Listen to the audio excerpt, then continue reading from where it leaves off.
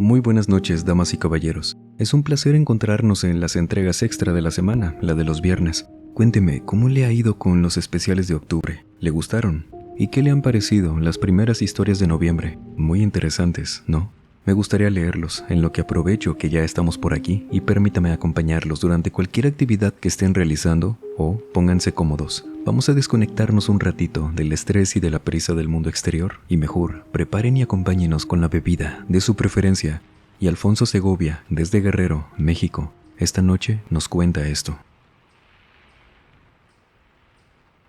Desde que me jubilé he estado viajando constantemente con mi esposa, ya que considero que ahora más que nunca es tiempo de disfrutar mi retiro, lo cual ha sido una experiencia muy bonita debido a que me permite conocer y aprender acerca de los lugares que visitamos, lo que también me ha llevado a escuchar toda clase de relatos, porque yo soy de los que siempre andan pregunte y pregunte por esto. Y hoy me animé a escribirles este que me recordó por un video que vi de estos espacios, de su otro canal, el de las exploraciones y demás. Por eso quise aprovechar que lo tengo aún fresco en la memoria. Cabe señalar que la mayoría de estos viajes son con grupos de nuestra iglesia local, de aquí, de Zihuatanejo. Y es que el padre es quien los organiza. Renta un autobús y le da promoción durante las misas para que la gente separe su lugar, armando grupos de hasta 60 participantes. Claro que esta no es la única forma en la que mi esposa y yo viajamos, pero aprovechamos siempre que el padre es quien hace uno. Lo comento porque fue precisamente en uno de estos donde nos contaron esto, pero de una forma discreta, solo a mi esposa y a mí. Y pues como son viajes de la iglesia, hacemos paradas en espacios icónicos del catolicismo. Como iglesias, parroquias, participamos en peregrinaciones, etc. Esto pasó en Tonalá, donde en un pueblito al sur, por la Rusia, hay una pequeña capilla que lleva ahí más de 100 años, según nos contaron, y que ha pasado por una gran cantidad de cosas. Nos contaron todo esto, y como nos quedamos por allá por casi un día completo, haciendo varias cosas y conociendo, yo di con un conocido que estuvo conmigo en la universidad, quien era la persona que trabajaba en mantenimiento de la iglesia, al lado de esa capilla, y reencontrándome con él platicando de lo que habíamos hecho en aquellos años. Como yo siempre he sido muy fanático de lo paranormal, le pregunté, aprovechando que estábamos solos ahí, que si por aquel pueblo o en la capilla no ocurrían cosas así que espantaran. Y me dijo que en los años que él tenía, trabajando por allá y en la iglesia precisamente, que para en aquel entonces ya tenía más de 20 años ahí, sabía de algo que él consideraba muy importante de saber, pero solo para las personas que pasaran tanto el día como la noche en aquella iglesia, porque al lado tenían un orfanato pequeño a cargo de la iglesia, de las monjas y todos ellos, y que ahí fue donde ocurría esto. Este orfanato realmente estaba en esta iglesia, compartían el mismo edificio, y no era tan grande, yo sí la pude conocer. No entré más que a la iglesia, pero me di una idea del espacio que tendría, y por esta descripción, quizás algunos de por acá ya sepan a cuál me refiero. Él me empezó a contar, pidiéndome que, de ser posible, no le dijera a nadie de mis compañeros del viaje, y mucho menos dijera quién les contó esto, porque era algo que no se debía contar. El padre pedía mucha discreción con este tema, y él me contó. Pues Poncho, esto que ya lo comprobé por mi cuenta, ahorita te cuento eso. Ocurrió a mitad de los años 70, cuando un chamaquito quedó huérfano tras un incendio que ocurrió en su casa, hombre, mientras él estaba en la escuela, y desafortunadamente sus papás fallecieron. Eran de por aquí, pero ellos habían llegado por su cuenta a este pueblo, y no tenían ningún familiar cercano, de forma que adoptaron a este niño aquí en el orfanato porque por más que buscaron a algún familiar, no dieron con nadie. Tenían miedo también de que alguien saliera y aprovechara esta oportunidad y pues se lo robara. Y todo esto me lo contó el sacerdote. Y le dieron una oportunidad a este niño de tener una vida a pesar de lo que le pasó. No lo dejaron solo. Él tenía 8 años cuando se quedó huérfano y empezó a vivir aquí. Este niño, que se llamaba Santiago, encajó muy bien con toda la gente del orfanato, al punto de que conforme iba creciendo y se graduó de la secundaria, continuó asistiendo y convirtiéndose en monaguillo. Era el favorito de las monjas, por la devoción que le tenía a este sitio, y él decía que pues esta era su casa, su hogar. Veía a todos como sus hermanos y mamás y papás. Él seguido se ponía a limpiar las bancas, pasar la limosna, lavar las copas, servir el vino, todo eso, ya que incluso cuando ya todos se habían retirado, podían escucharlo adentro de la iglesia haciendo algo que quedaba pendiente, con la idea de, según él, dejar la capilla limpia y lista para el día siguiente. El padre me decía que entraba en ocasiones y le pedía a Santiago que ya dejara ahí, que ya mañana podían terminar entre más personas, pero que él siempre quería dejar todo en orden. Era una persona muy cercana a su comunidad y a Dios, pero sabes, tal vez fue demasiado cercano a Dios, porque fue él quien lo llamó a la edad de apenas 16 años, cuando falleció por una enfermedad que por aquel entonces no se podía tratar como él lo requería. No había recursos aquí en el pueblo para todo esto, y aunque tenían la esperanza de que se recuperara para volver al orfanato y a la iglesia, nunca lo logró, lo cual fue una pérdida muy triste. Según me dijo el sacerdote, que todos ahí lo sintieron mucho. Hicieron muchos homenajes por parte de la iglesia. Fíjate, hasta el arzobispo de Jalisco de aquellos años vino aquí por petición del padre por aquellos años, quien le contó acerca de Santiago. Y también le pusieron un pequeño altar en la capilla que duró muchos años. Yo no tuve el gusto de conocer ese altar, pero sí vi muchas veces la foto. Aún la tienen guardada en la oficina de la iglesia. Y la quitaron hace años, porque la gente comenzaba a pensar que era un santo, y pues no era así. No querían que malinterpretaran las cosas, porque le habían empezado a pedir cosas a Santiago, a dejarle ofrendas como a un santo, tal cual. Y con el paso del tiempo, quienes se encargaban de aquí, del orfanato, empezaron a notar ciertas cosas peculiares. Y aquí es donde viene el por qué el sacerdote, y bueno, también las monjas, piden que no se cuente sobre esto, porque tiene dos lados de verlo. Y es que no solo escuchaban los pasos del muchacho, como cuando ya no había nadie, y él se quedaba trabajando algo pendiente en la iglesia, porque el padre decía que entraba para revisar quién seguía adentro y estaba completamente solo. Que a veces las copas amanecían totalmente limpias cuando nadie lo había hecho, que las dejaban para lavarlas en la mañana, o que también las bancas de pronto aparecían completamente limpias y acomodadas en otra posición, y que las imágenes de santos, tanto como estatuas, cuadros, siempre estaban limpias. Esto, por ejemplo, me contó el padre, que podría ser cualquier persona, ¿no? Pero cuando él cerraba la capilla, teniendo él solamente la llave para entrar, veía que a la mañana, cuando abría, siempre dejaban un trapo en una de las bancas del frente, y que decía el sacerdote, Santiago en vida, siempre lo dejaba ahí. Entonces, cuando yo empecé a trabajar aquí, notaba que cuando los niños terminaban de comer y de ayudar con los quehaceres a las monjas, siempre decían en voz alta a las hermanas de «No olviden dejar todo limpio, que se nos enoja Santiaguito».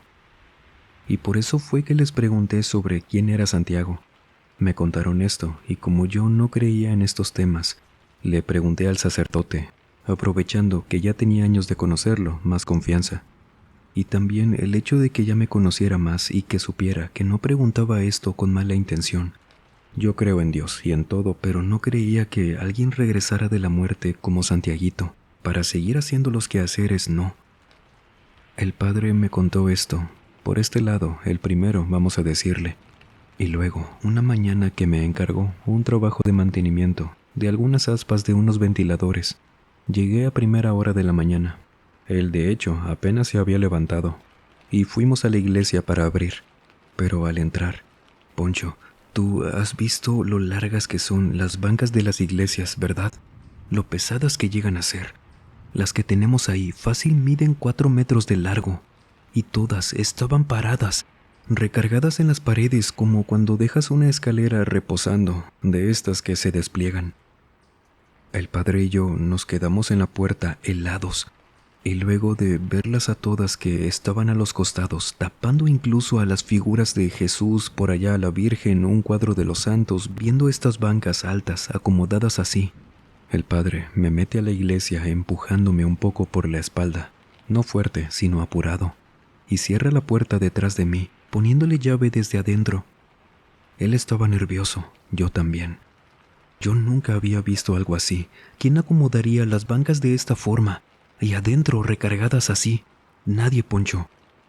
Y cuando le pregunto al padre que quién las había puesto así, él caminando conmigo al centro de la iglesia, con un silencio que no te imaginas lo pesado que se sentía. Yo nunca había sentido la iglesia así. Había algo malo. Él me dijo. Fue Santiago.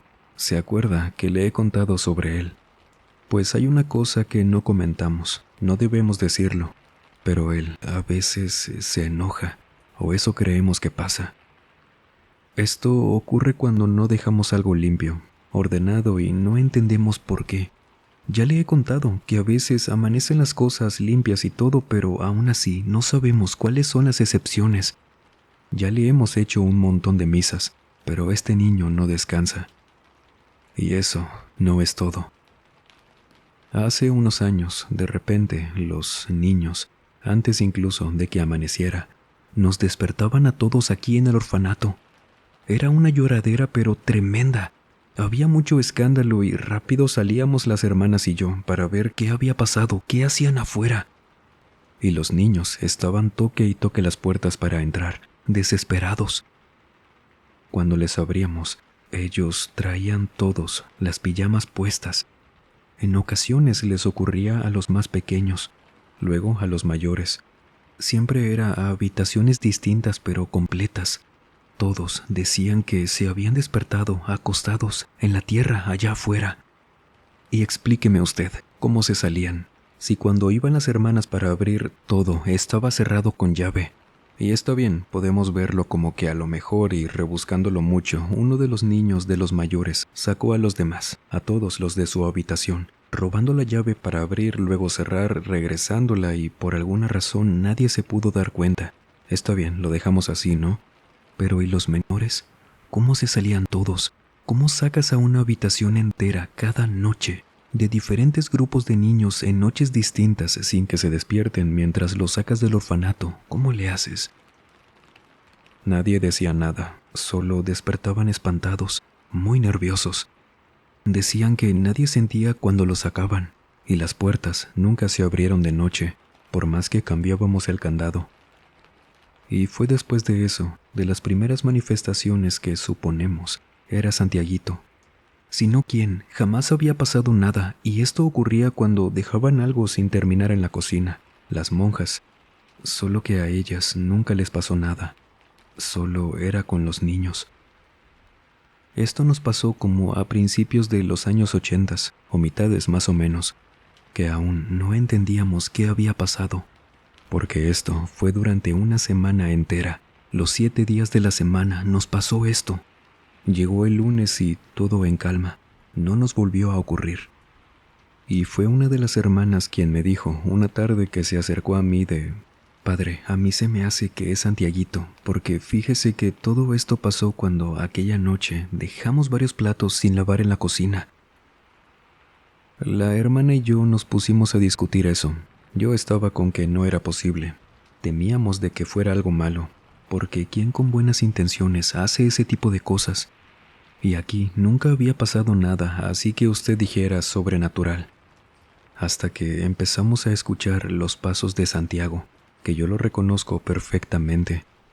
Y aunque no me gustaría que él siguiera aquí, que yo siempre pedía y sigo pidiendo por su descanso, lo seguía escuchando.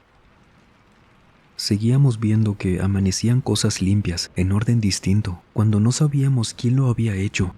Entonces, para nosotros, él también era quien hacía estas cosas malas, con todo el respeto para su alma, que esperemos esté descansando con Dios.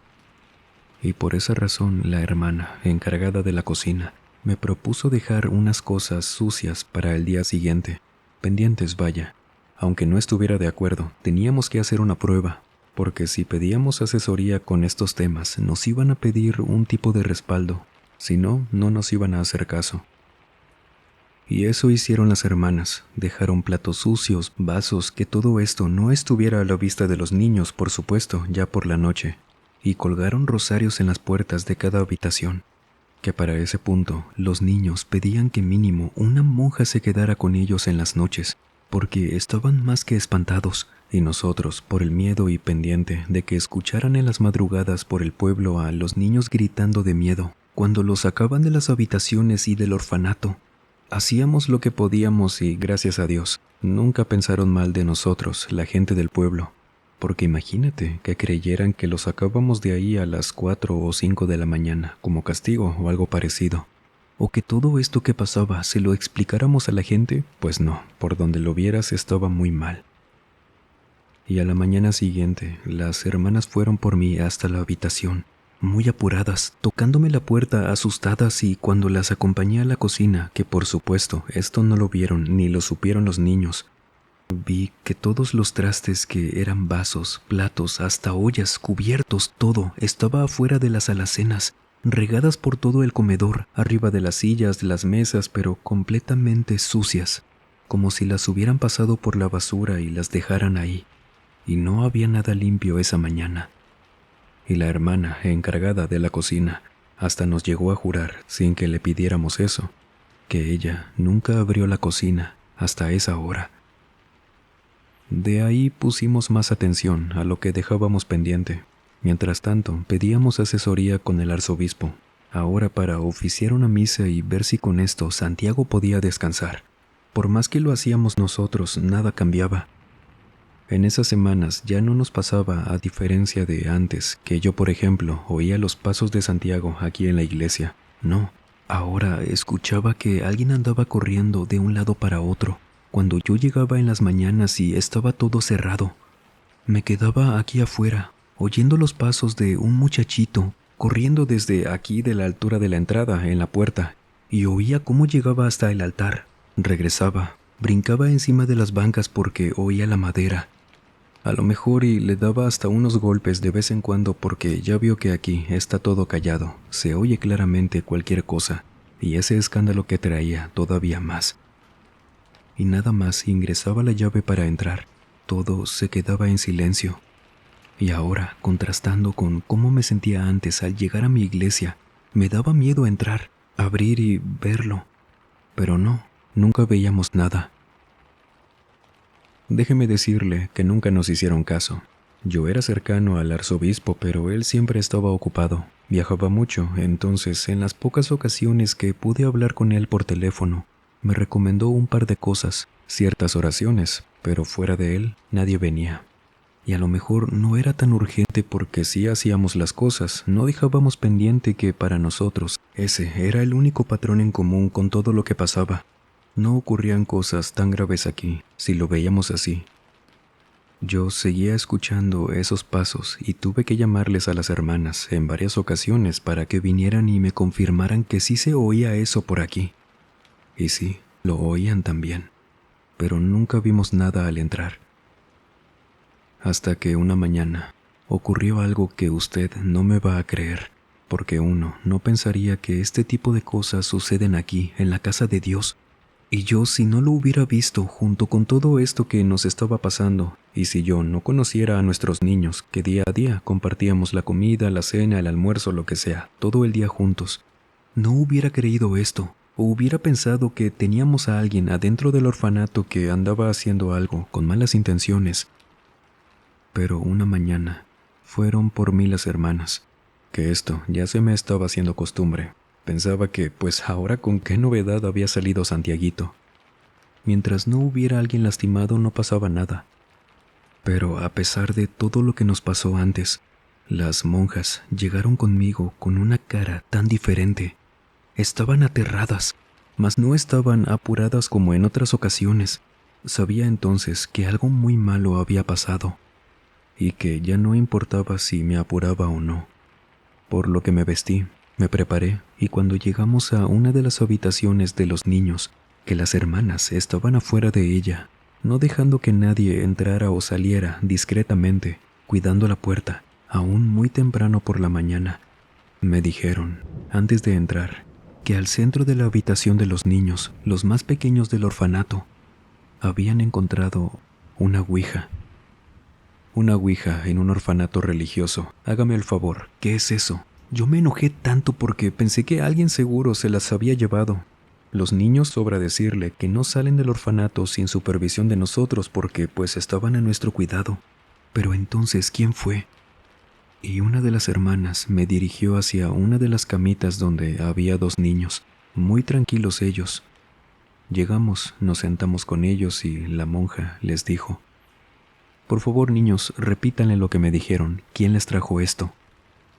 Y los niños, viéndome a los ojos, sin que les temblara una sola palabra, se veían confundidos, pero no estaban asustados. Nos dijeron que un niño grande, que había salido del techo, les dejó eso, y luego se volvió a meter al techo. Dijeron que llegó volando y se fue de la misma forma. Ellos decían esto, señalando la ouija y el techo por donde lo vieron salir. Y nosotros, usted ya vio las instalaciones, las conoce mejor que nosotros incluso. Nunca hemos tenido un segundo piso y en el techo no había ni hay ni un solo pozo, nada. Y esa tabla se veía muy antigua. Cuando me acerqué y la cargué, me di cuenta de que era muy pesada. Por eso no la habían movido los niños de ahí, porque ni siquiera era de madera. Pensábamos eso, pero cuando la tocamos, notamos que era de piedra, pesada. Era pesada para los niños e incluso para nosotros, pero la pude cargar y nos la llevamos de ahí. Las hermanas se quedaron hablando con los niños. Quedamos en que les dijeran que no comentaran nada. Fueron por juegos de mesa y se esforzaron mucho en que los niños olvidaran aquello, asociándolo mejor con que eran tableros de otros juegos, serpientes y escaleras, cosas así. Pero esa era una ouija en piedra, color marrón claro, y una tinta negra muy antigua, gastada. Pero esa mañana que iba a llevar a la ouija a las oficinas de la iglesia, debíamos entrar primero a la iglesia, e iba junto a la encargada de la cocina, y cuando ella abrió, vimos las 4 estatuas de santos, María y Jesús, en su lugar cada una, pero las 4 tenían la cabeza por la mitad. Algo las había partido. No estaban dañadas en ningún otro lugar, solo la cabeza. Todas estaban por la mitad. Esa piedra junto a las estatuas, las movimos al lado, a una bodega que teníamos al lado de las oficinas. Hicimos varias llamadas porque esto ya no podía ser Santiaguito, y vino un sacerdote de la Catedral de Guadalajara a vernos, a platicar de todo esto y después de un montón de cosas que hicimos, discretamente, porque vino ese mismo día al escuchar todo lo que pasó, nos dijo que a quien teníamos ahí, sí, era a Santiaguito, pero había algo más con él, que debíamos deshacernos de todo eso, la ouija, las estatuas también, rezar mucho, hacer muchas cosas más, porque por más bondadoso y bueno que él fue en vida con nosotros, y nos siguió ayudando incluso después de que falleció, ya no era él. Algo le había pasado, y todo por quedarse aquí más tiempo de lo que debía. Y las cosas se tranquilizaron por unos años, después de lo que hicimos aquí. Sin embargo, cuando llegaban a pasar cosas como esto, lo de las bancas, que las dejaran así, sabíamos que él seguía por aquí. Y esto ya solo pasa en la iglesia. A los niños ya no les hacen nada. Y no entendemos qué es lo que sigue ocasionando esto. ¿Qué quiere lo que sea que sigue por aquí? Ya veremos cómo le hacemos. Algo tiene que calmar a esto que ya no tiene tanta intensidad como antes, pero a pesar de los años, sigue por aquí. Todo esto me lo contó mi ex compañero de la escuela, quien se veía muy serio al platicármelo. Vi su video del hotel de Guadalajara en su otro canal y por eso recordé ese viaje que tuvimos en Jalisco y nos contaron aquello. Y mi intención no es señalar ese orfanato, tacharlo como que algo malo tiene, pero si alguien lo conoce, pueda confirmarnos si a día de hoy se sigue contando sobre esto, que involucrando un orfanato, creo que hace este tema algo delicado. Este tipo de eventos pueden llegar a evolucionar, según dicen, ya sea con el tiempo, con la carga que tengan algunos sitios como los que pueden ser las iglesias, donde va mucha gente que tienen situaciones difíciles en su vida y que podría ser una de las tantas explicaciones de el por qué algo que esté penando, vagando por ahí, cambie de forma o de intención. Esta, como le comento, solo puede ser una de las posibles teorías, por supuesto, pero cuando los hechos nos dejan así, circunstancias difíciles de entender, ¿qué podemos pensar? Me gustaría leerlos aquí en los comentarios. Gracias de antemano. Sería como siempre un placer. No olvide compartirnos sus historias en el correo y en las redes sociales que, como siempre, se las dejo en el primer comentario y en la descripción de cada video. Subimos contenido con frecuencia en cada una de las plataformas y sería un placer que nos acompañe también por allá. De antemano, muchísimas gracias. Y sin más por agregar, les mando un muy fuerte abrazo. Nos vemos en el próximo video. Y el último en salir, por favor, apague las luces y cierre las puertas del mausoleo. Buenas noches.